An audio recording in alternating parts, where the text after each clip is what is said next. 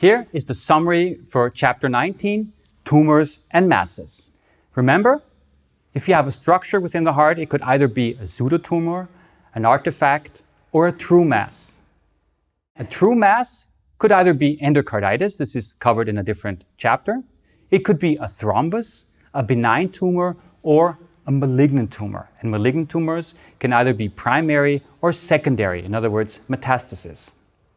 What are the pseudotumors that you will find in the atria? First of all, Eustachian valve, the rete chiari network, the crista terminalis, pacemakers, which are artificial things that we implant into the heart, occluders, such as an ASD or PFO occluder, catheter and central lines, the lipomatous intraatrial septum, which shows you the so-called dumbbell sign, and the fatty infiltration of the tricuspid valve. What about pseudotumors of the right ventricle? Look for trabecula, the moderator band, and again, pacemaker.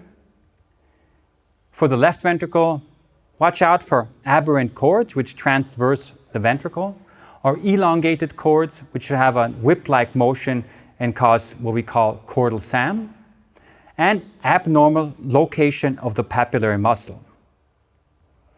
What about thrombi? What are the predisposing factors in the left atrium? First of all, mitral stenosis, poor left ventricular function, spontaneous contrast in general, foreign material, atrial fibrillation, and more frequently you will see thrombi in patients who have very large left atria.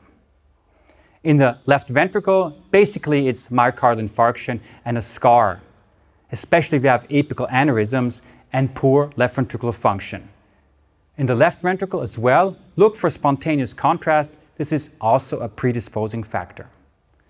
Coming to benign tumors, the most common benign tumor by far is the myxoma, which is located in the left atrium, usually in the region of the intraatrial septum, and which can cause obstruction, has a higher risk of embolization, and basically is a tumor that you should remove if possible.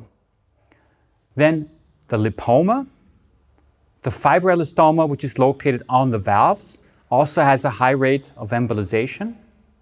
And the risk for benign tumors are embolization in general, obstruction to flow, and when we come to malignant tumors, the most common are the angiosarcoma, the rhabdomyosarcoma, and the mesothelioma. So in general, it is the sarcomas which are the most frequent malignant tumors.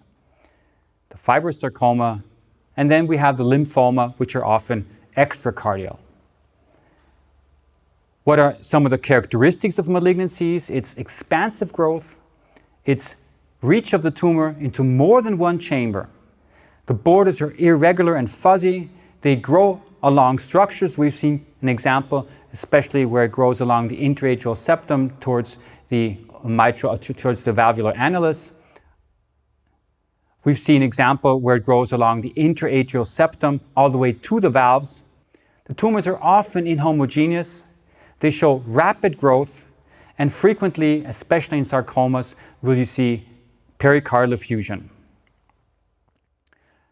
Metastases are more common than primary malignancies. They in general have a very poor prognosis and a high reoccurrence rate.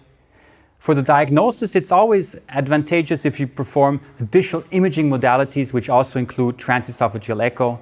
And you have to actively search for tumor if you have the suspicion, and you have to know where you would find them. I guess this concludes this chapter. I hope you got something out of it, and I hope that you will detect tumors early, because that will definitely help your patients.